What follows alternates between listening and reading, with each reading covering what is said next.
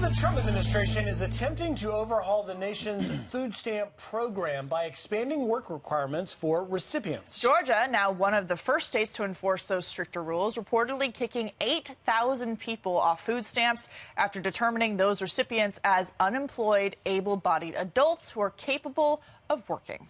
But some in the left-wing media slamming the move with headlines like these. Look at that. Trump plans to make people work for food stamps. Novel idea. Here to react, Fox News contributor and editor-in-chief of Campus Reform, Lawrence Jones. First of all, congrats. Good morning. Thank you so much. I appreciate it. Appreciate it.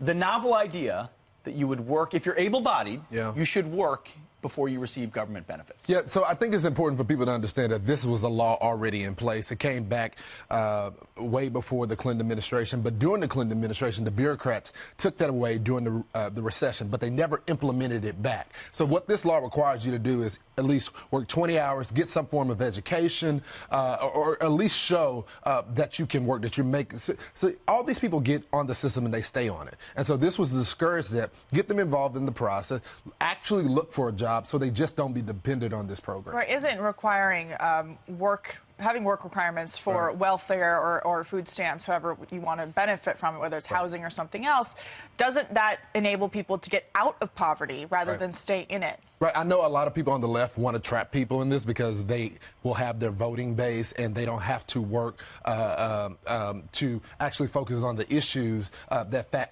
affect average day Americans. But the fact of the matter is this. A lot of this policies have affected my community personally.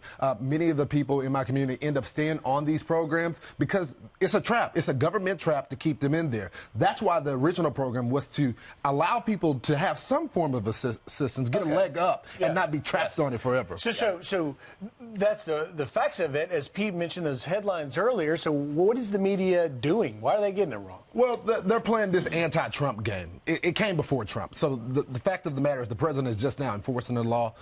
Chicago, Illinois, Louisiana is one of those some of those states are still fighting against this, and Georgia was as well. They're one of the first states to start this. But at the end of the day, this is a federal law that was way in place way before Trump was there. Is it insulting to tell people that they shouldn't have to work?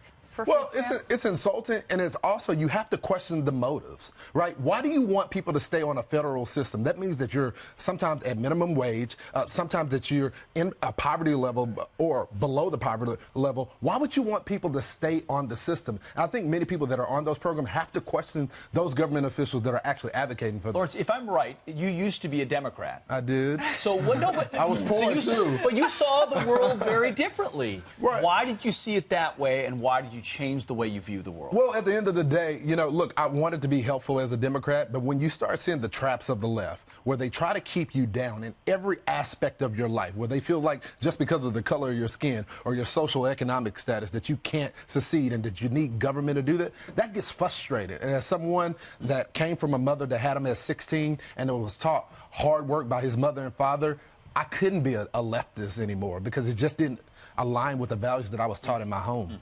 And is the left playing politics with not only low-income people, but also elderly people? Yeah, they're playing politics, but they also are playing a financial game. All right, this is not just a typical politics that you see day to day. This is saying, I'm going to keep you down. And every American that are on these programs should, I'm not saying that we should get rid of them because that would be unrealistic. Congress will never pass that. But the fact of the matter, this is not a program that should be permanent. This is something to give you a leg up, not just a handout. All right, welcome, my friend. We've got to go. Thank you so much. We appreciate it. Insight.